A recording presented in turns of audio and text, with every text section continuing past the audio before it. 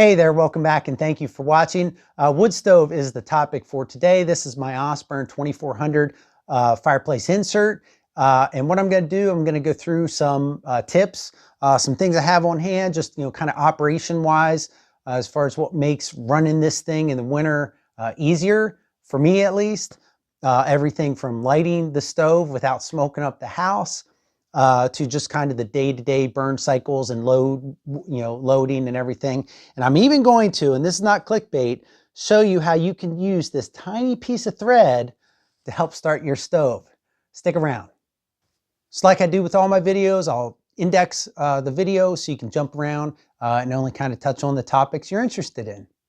Now, first up, just so you don't think this was clickbait about the string, I'm going to show you exactly how this string is used. But we got to start with the problem first. What's the problem? The problem is you load this thing up, you light it, and then you smoke out the house because you have a downdraft. So obviously you want to avoid that. So the question is, how do you avoid that, or how do you even know whether you have a downdraft?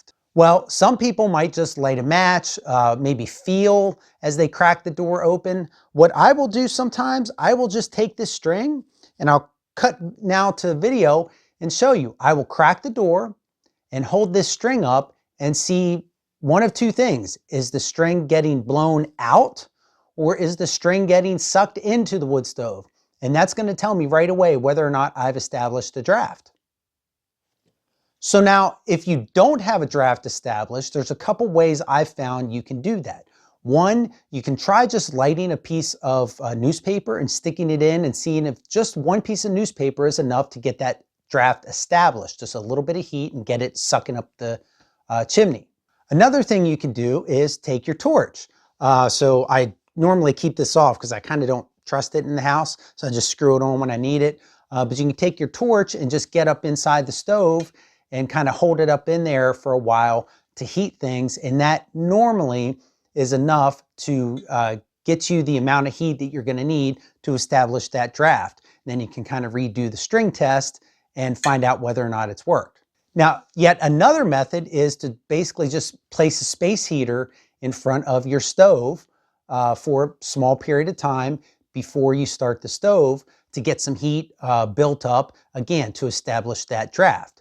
Now, when you do that, typically what I'll do is I'll crack the door just a little bit as well, and that will help speed up the process. Now, some people will just crack the door and they won't do any of these other methods, or they'll crack the door, crack a window, crack a door in the house to get that draft started. So there's a lot of different ways of doing this. And I will tell you from experience, they all don't work equally every single time. Sometimes I crack the door for 2 minutes and a draft is established. Sometimes it seems like no matter what I do, I can torch this thing for 10 minutes and it's just really hard to get the draft established. I've got a heavy downdraft. So it depends on things ranging from like the temperature outside versus in. And also I've found, like, I think moisture inside the stove, things kind of suck up the moisture and hold it. So you have to drive that moisture out, it seems like, sometimes before that draft will really establish well. So then the other thing I have here is I've got a box of sticks and I've got a bin of wood. So the box of sticks is what I normally use to start the stove, a little bit of newspaper in the box of sticks, or sometimes just a couple sticks, and I torch them for a while to get the stove started. So why do I have a bin of wood here? The reason I have a bin of wood is because this bin sort of contains the mass, number one, and number two, if there's any critters in here, it sort of keeps them in there as well. Now, the thing I like about this bin too is that the wood is stacked this way. So when I'm trying to load the stove and you need a certain size piece, because I don't have a big log splitter that splits them all the same size, I've got variable sizes here. So I'm able to pick them out much easier than if they were stacked horizontally like I have on the rack over here. But definitely you want to have a little stash of wood inside ahead of time, dry, pre-warmed, and ready to go to help get that stove lit. Now over here on the other side of the wood stove, I have a different rack. So this rack has kind of smaller stuff up here and then really small stuff down here. So I mentioned I use the sticks to light the stove. but I also have smaller splits like this of the really dry oak that I'll use to get the stove started. Next to it here, I've got the shovel for digging out ashes. I've got the poker. I use that every now and then, just kind of nudge a piece or two in the stove once it's been lit. And then I've got this. So this, here, I get a little closer here. You can sort of see that. That's a little rake. So that's a rake I use to rake the coals around without bringing the ashes along with them. And then last up, I've got the welding gloves. So these are just the cheap Harbor Freight ones. You get like 5 in a pack. I do have a set of Lincolns actually underneath here because actually I've got the cord for the fan, so I don't want to, damage that. So I just sort of set those old ones. They've got some holes in them backwards. And then my, the welding gloves I use set there. Now for lighting the stove, I use one of these lighters. I do have to be careful with this though, because the dog hates it. It makes a really high pitched noise. And also my teenage son actually can hear it too. I don't hear anything when I, turn it on. I'm not going to do it now because the dog's a little upset as it is. He just had some dental work done yesterday. But yeah, this just, it's a USB charge and it does really good to light the newspaper. And then speaking of Harbor Freight, I've got this foam mat. So this is what I use to kneel down on in front of the stove. Obviously, this is not something I'm keeping in front of the stove all the time. I just sit it to the side here. And when I'm kneeling down in front of the stove to put wood in, instead of having my knees on the hard floor, which there's concrete underneath here, because since it's my basement, I put my knees on this mat and it's way better. Now, switching back to the other side of the stove, of course, got my boots here, get those out of the way. Got my ash bucket, and then behind it, I just keep some the towels and things I use to wipe the glass.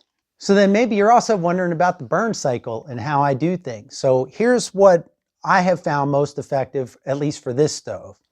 I have found north-south loading versus east-west. So this way, the logs, instead of this way, gives me much longer burns. It will burn front to back much better than if I do east-west loading. So I have over the past couple seasons now started cutting my pieces of wood just a little bit shorter so that they'll fit in the stove in that orientation.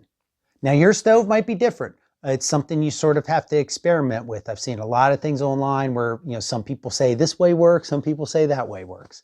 So you just got to figure out what works best for you. But regardless of the method that you use, my recommendation is let it burn down. So in other words, just because there's no flame in that stove doesn't mean there's not a whole lot of heat. There's a ton of heat in those coals once the flames disappear. So I will let it go. Otherwise, what'll happen is if you load wood on top of a huge bed of coals, that wood is going to fire quick and you're just basically going to be churning through more wood, sucking more heat, up the chimney instead of keeping longer burns so you get that heat into your house.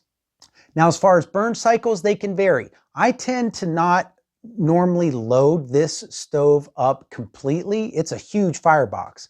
I'll load it up maybe 3/4 of the way typically, and I will get solid 5 to 6 burn hours out of it. I could probably get longer if I loaded it up more, but I'm just saying that's how I do it and that's what I'm comfortable with and that's how I like doing things.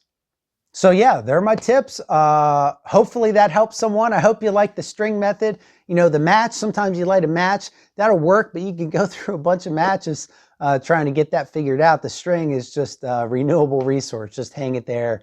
And I really like that method. I think it's really helpful. So if you have any questions, post them in the comments.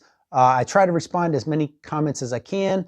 And if you like this video, give it a thumbs up. If you want to see more videos about the wood stove or burning, let me know that as well. And I'll try to get more of that content out. So take care. Thanks for watching, and I'll catch you on the next one.